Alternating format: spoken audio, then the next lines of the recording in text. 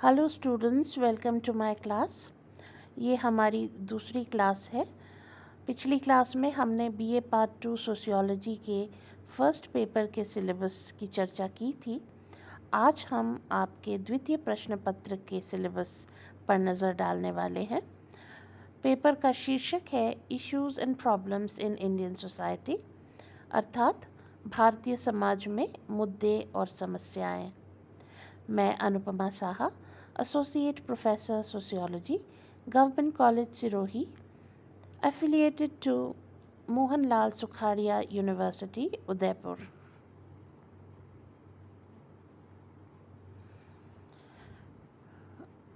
जैसा कि आप जानते हैं, जो हमारा सेकंड पेपर है, द्वितीय प्रश्न पत्र है, उसका शीर्षक है issues and problems in Indian society, भारतीय समाज में मुद्दे और समस्याएं। तो इस प्रश्न पत्र में हम समकालीन भारतीय समाज में जो महत्वपूर्ण मुद्दे हैं और जो महत्वपूर्ण समस्याएं हैं उनके बारे में विस्तार से अध्ययन करेंगे। उनके पीछे छुपे कारणों, उनके जो भी प्रभाव है समाज पर, और उनके संभावित जो समाधान हैं उनके बारे में हम विस्तार से चर्चा करेंगे। तो सबसे पहले हम देखेंगे यूनिट ए, इकाई 1। इसके अंदर जो पहला टॉपिक आपको पढ़ना है वह है social problem, concept and causes. इसका मतलब सामाजिक समस्या की जो अवधारणा है, जो कॉन्सेप्ट है, जो संबोध है कि सामाजिक समस्या क्या है, किसे हम सामाजिक समस्या मानते हैं, सामाजिक समस्या कहते किसे हैं, ये अवधारणा को हम समझेंगे। और साथ ही सामाजिक समस्याओं के जो सामान्य कारक हैं, जो फैक्टर्स हैं, जो कॉजेज़ हैं, उनके बारे में हम विस्तार से अध्ययन करेंगे। तो पहला टॉपिक हमारा है सोशल प्रॉब्लम, सामाजिक समस्या, कॉन्सेप्ट एंड कॉजेज़, अवधारणा और कारण। इसके बाद हम भारतीय समाज के जो अलग अलग प्रकार की समस्याएं हैं, मुद्दे हैं, उनके बारे में अध्ययन प्रारंभ करेंगे। सबसे पहले हम संरचनात्मक मुद्दों और समस्याओं को देखेंगे। तो दूसरा जो टॉपिक आपको पढ़ना है वह है स्ट्रक्चरल, अर्थात संरचनात्मक, और इसके अंतर्गत आप देखेंगे पॉवर्टी, अनएम्प्लॉयमेंट। पॉवर्टी यानी निर्धनता और अनएम्प्लॉयमेंट मतलब बेरोज़गारी। तो इन दोनों ही इस समस्याओं की जो अवधारणा है, जो अर्थ है, जो कॉन्सेप्ट है, संबोध है, उसका हम अध्ययन करेंगे। तो सबसे पहले अवधारणा, उसके बाद कॉजेज़ यानी कारण, और तीसरा रेमेडीज़ यानी समाधान। तो गरीबी, निर्धनता और बेरोज़गारी की अवधारणा, कारण और समाधान। फिर इकाई बी, द्वितीय इकाई के अंतर्गत आप फिर से स्ट्रक्चरल इश्यूज़ के अंतर्गत देखेंगे पॉपुलेशन एक्सप्लोजन और inequality of caste and gender. तो पहला जो टॉपिक आपको देखना है इकाई 2 के अंदर वह है संरचनात्मक, जनसंख्या विस्फोट और जाति तथा लिंग आधारित असमानताएं, जातीय व लैंगिक असमानताएं। इसके बाद जो अगला टॉपिक है वह है problems of SC, ST and minorities. तो हमारे समाज का जो कमज़ोर वर्ग है, जो हमारे समाज का जो वल्नरेबल पार्ट है, वल्नरेबल सेक्शन है, उसके बारे में हम विस्तार से अध्ययन करेंगे। उनकी समस्याएं, उनके लिए जो संवैधानिक प्रावधान हैं उनको समझेंगे, और उनकी जो समस्याएं हैं उनके निवारण, उनको दूर करने के जो उपाय हो सकते हैं उनके बारे में हम बात करेंगे।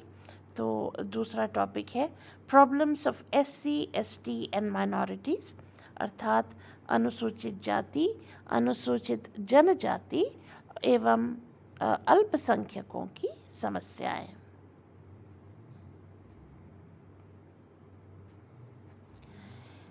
इसके बाद हम देखेंगे इकाई 3, और इकाई 3 के अंतर्गत जो फेमिलियल मुद्दे हैं, फेमिलियल यानी पारिवारिक मुद्दे और समस्याएं, और उसके अंदर आप देखेंगे सबसे पहला है डाउरी। डाउरी, ये जो आप देख पा रहे हैं इसमें डाउरी की स्पेलिंग गलत लिखी है, उसे आप ठीक कर लें। DOWRY, डाउरी, DOWARY नहीं होता, लेकिन चूंकि ये सिलेबस से सीधे पेस्ट किया हुआ है इसलिए ये एरर इसमें आपको दिखाई दे रहा है, तो इसे ठीक कर लें, DOWRY, डाउरी। और डाउरी अर्थात दहेज। वायलेंस की स्पेलिंग भी इसमें गलत लिखी प्रिंट हुई है आपके सिलेबस में। इसकी सही स्पेलिंग होगी VIOLENCE, तो इसे भी आप ठीक कर लें। वायलेंस यानी हिंसा, डिवोर्स यानी विवाह विच्छेद, इंटरजेनरेशनल कॉन्फ्लिक्ट यानी अंतः पीढ़ी संघर्ष, यानी दो पीढ़ियों के बीच जो हम एक टकराव देखते हैं मूल्यों को लेकर के, प्रतिमानों को लेकर के, विचारों को लेकर के जो एक टकराव हमें दिखता है उसे ही हम इंटरजेनरेशनल कॉन्फ्लिक्ट कहते हैं, अंतःपीढ़ी संघर्ष कहते हैं। एंड एजिंग प्रॉब्लम्स यानी जो वृद्धजनों की समस्या है, हमारे परिवारों में जो वृद्धजन हैं, जो वयोवृद्ध हो चुके हैं, उन लोगों की जो समस्या है उनके बारे में हम विस्तार से अध्ययन करेंगे। फिर इकाई 4 डेवलपमेंटल यानी विकासात्मक। तो विकास यद्यपि एक सकारात्मक घटना है, प्रघटना है, लेकिन विकास के साइड इफ़ेक्ट्स भी होते हैं, विकास के कुछ दुष्परिणाम भी समाज और पर्यावरण के लिए हो सकते हैं, तो हम उसके बारे में अध्ययन करेंगे। तो डेवलपमेंटल विकासात्मक मुद्दे, इसके अंतर्गत डेवलपमेंट इंड्यूस्ड डिस्प्लेसमेंट यानी विकास जनित विस्थापन। तो विकास कार्यों के कारण जब लोग एक स्थान से दूसरे स्थान पर विस्थापित होते हैं, जैसे कोई पुल का निर्माण किया जाना है या कोई इंडस्ट्री लगाई जानी है, तो उसके लिए उस स्थान पर रहने वाले लोगों को विस्थापित करके दूसरी जगह ले जाया जाता है, तो उससे जुड़ी हुई जो समस्याएं हैं, विकास जनित विस्थापन। दूसरा इकोलॉजिकल डिग्रेडेशन, जो हमारी पारिस्थितिकी है, जो एक इंटर रिलेशन है मनुष्य और उसके पर्यावरण के बीच, जिसमें पशु पक्षी, जिसमें वनस्पतियाँ सम्मिलित हैं, तो जो पारिस्थितिकीय अवमूल्यन हुआ है विकास के परिणाम स्वरूप, ख़ास तौर से तकनीकी विकास के परिणाम स्वरूप, उसका अध्ययन हमें करना है। एंड एनवायरमेंटल पोल्यूशन यानी पर्यावरण प्रदूषण।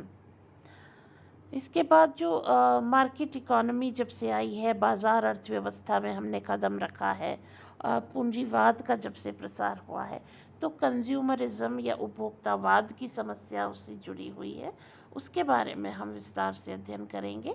और क्राइसिस ऑफ वैल्यूज़ अर्थात मूल्यों का संकट।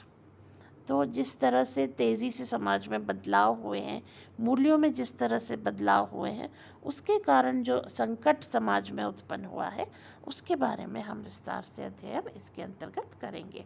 तो एक बार मैं फिर से दोहरा देती हूँ, डेवलपमेंटल विकासात्मक, इसके अंतर्गत पहला टॉपिक जो हमें पढ़ना है वह है विकास जनित विस्थापन। दूसरा पारिस्थितिकीय अवमूल्यन और पर्यावरण प्रदूषण। तीसरा उपभोक्तावाद, और चौथा मूल्यों का संकट। तो ये आपकी इकाई 4 हुई। और अंतिम इकाई है इकाई 5 यूनिट ई, जिसके अंतर्गत हम समाज में जो विघटन पैदा करने वाले फैक्टर्स हैं, कारक हैं, जो मुद्दे हैं, समस्याएं हैं, उनके बारे में विस्तार से अध्ययन करेंगे। डिसऑर्गेनाइजेशनल विघटनात्मक, इसके अंतर्गत आप पढ़ेंगे क्राइम एंड डेलिंक्वेंसी। क्राइम का मतलब अपराध, डेलिंक्वेंसी मतलब बाल या किशोर अपराध। वाइट कॉलर क्राइम अर्थात सफ़ेद पोश अपराध या श्वेत वसन अपराध। तो ये अपराध का एक विशिष्ट स्वरूप है। श्वेत वसन अर्थात समाज का वह वर्ग जो संपन्न है, जिसकी समाज में एक प्रतिष्ठा है। वह जो वर्ग है समाज का, जब वो आपराधिक गतिविधियों में लिप्त होता है या कानून के विरुद्ध क्रियाकलाप करता है, तो उसे हम कहते हैं वाइट कॉलर क्राइम। तो उसके बारे में हमें अध्ययन करना है। तीसरा, करप्शन अर्थात भ्रष्टाचार। Changing profile of crime and criminals अर्थात आधुनिक समय में जो अपराध है और जो अपराधी है उसके स्वरूप में जिस तरह से बदलाव हो रहा है, नए तरह के पैटर्न्स उभर कर आ रहे हैं अपराध में भी और अपराधियों में भी, तो उसके बारे में हम अध्ययन करेंगे। जैसे साइबर क्राइम एक नए तरह का क्राइम हमें दिखाई दे रहा है इंटरनेट के जो जाल है जब से वो फैला है। तो उसी तरह से समय के साथ जो अपराध की प्रकृति है और जो अपराधी की प्रकृति है, दोनों में बदलाव हो रहा है। तो हम उसके बारे में विस्तार से अध्ययन करेंगे। और अंतिम जो टॉपिक हमें पढ़ना है वह है ड्रग एडिक्शन अर्थात मादक द्रव्य व्यसन। अर्थात जितने भी तरह के अलग अलग तरह के मादक द्रव्य हैं उनका उपयोग और उनकी ख़रीद फरोख्त, वह सब हम ड्रग एडिक्शन के अंतर्गत पढ़ेंगे। तो एक बार मैं पुनः दोहरा देती हूँ। डिसऑर्गेनाइजेशनल विघटनात्मक, इसके अंतर्गत हमें पढ़ना है क्राइम एंड डेलिक्वेंसी अर्थात अपराध व किशोर अपराध। वाइट कॉलर क्राइम अर्थात श्वेत वसन अपराध या सफ़ेद पोश अपराध। उसके बाद करप्शन यानी भ्रष्टाचार और changing profile of crime and criminals यानी अपराध और अपराधियों का बदलता स्वरूप। और अंतिम टॉपिक है ड्रग एडिक्शन यानी मादक द्रव्य व्यसन। तो इस तरह से ये 5 इकाइयाँ हैं और इन 5 इकाइयों में आप संरचनात्मक, पारिवारिक, विकासात्मक और विघटनात्मक जो मुद्दे हैं भारतीय समाज के, जो समस्याएं हैं भारतीय समाज की, उनके बारे में विस्तार से अध्ययन करेंगे।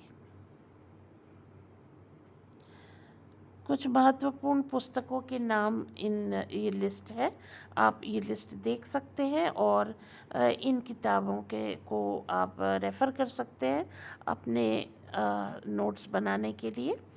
इसमें हिंदी में भी कुछ किताबें हैं। Mahajan and Mahajan, issues and problems in Indian society, इसका हिंदी संस्करण उपलब्ध है। उसी तरह से आप देख सकते हैं कि और भी किताबें हैं जो हिंदी में उपलब्ध हैं।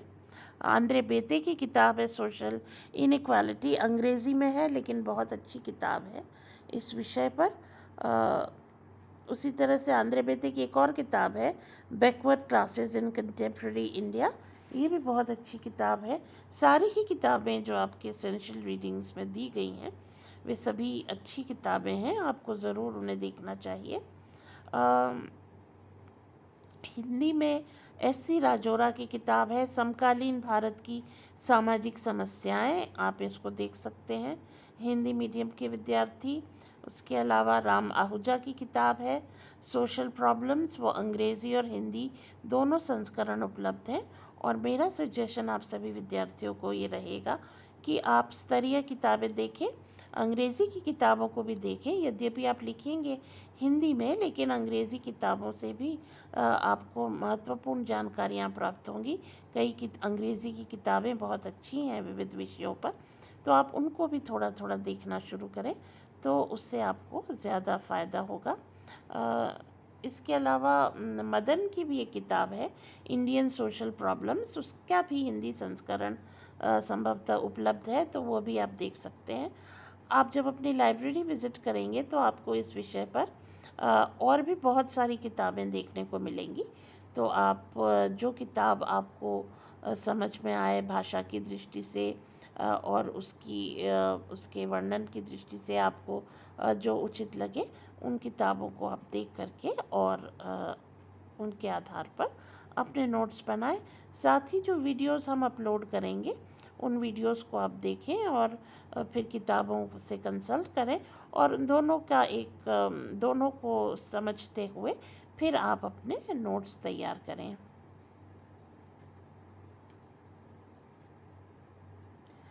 तो सेकंड पेपर के सिलेबस के संबंध में इतना ही है।